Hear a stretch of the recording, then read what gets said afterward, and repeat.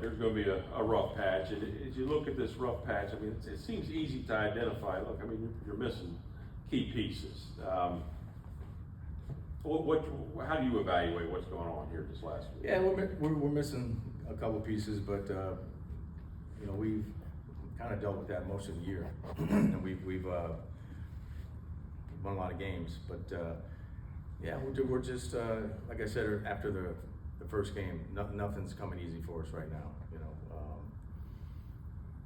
on the mound, at the plate, you know, it seemed like everyone was coming through early on, and it was kind of infectious. It's, you know, this is almost inevitable over the course of the season. You run into times like this. What was different between JR the first couple innings and the rest of the game? Yeah, just in some tough counts, a lot of 2-0 counts, a lot of 3-ball counts. Tough to operate that way. You know, that's a good offense. I mean, the record is what it is, but it's a good offense. So you're living in some tough counts. It's gonna be tough to operate. And I thought he did a nice job, you know, regrouping and getting through 5 because it started out rough. And I thought, you know, Cookie did an outstanding job.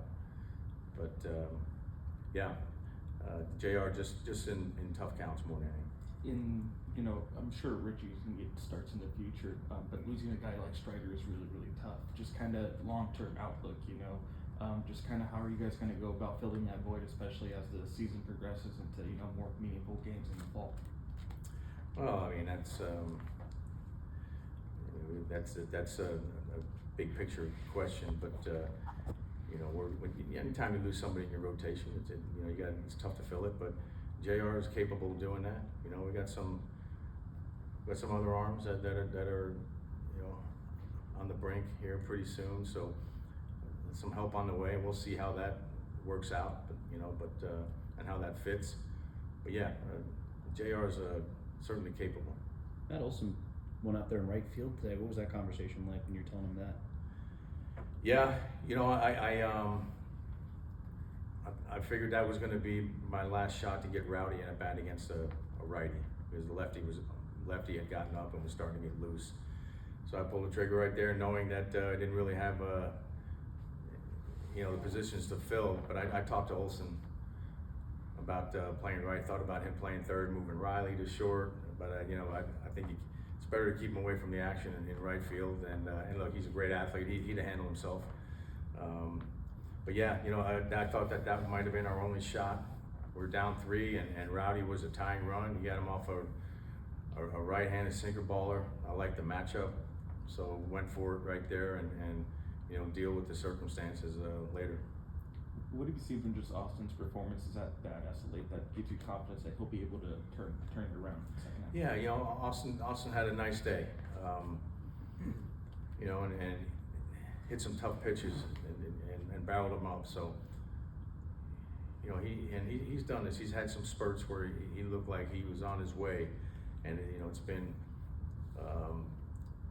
you know, tough to keep the consistency. But you know, I've said it before, between the work he's putting in and the track record that he has, I believe he's gonna end up turning around and doing big things. Earlier this season, you called a team meeting during a winning streak.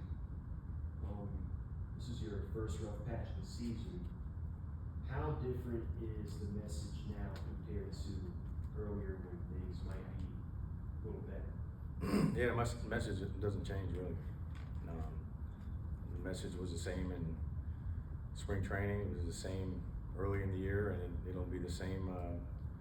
You know, if I get in front of them at any other point in time. So that's a good group. You know, they'll find their way through it.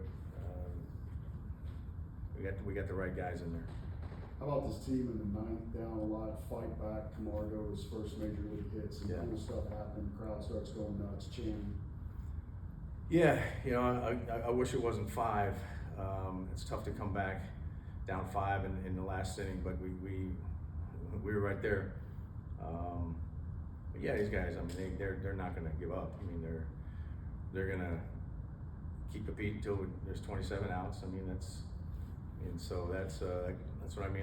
It's a good group. I mean, we're going to find our way through this, and like I said, we got the right guys to do it. A day Anything like, else for a while? Huh? Anything else?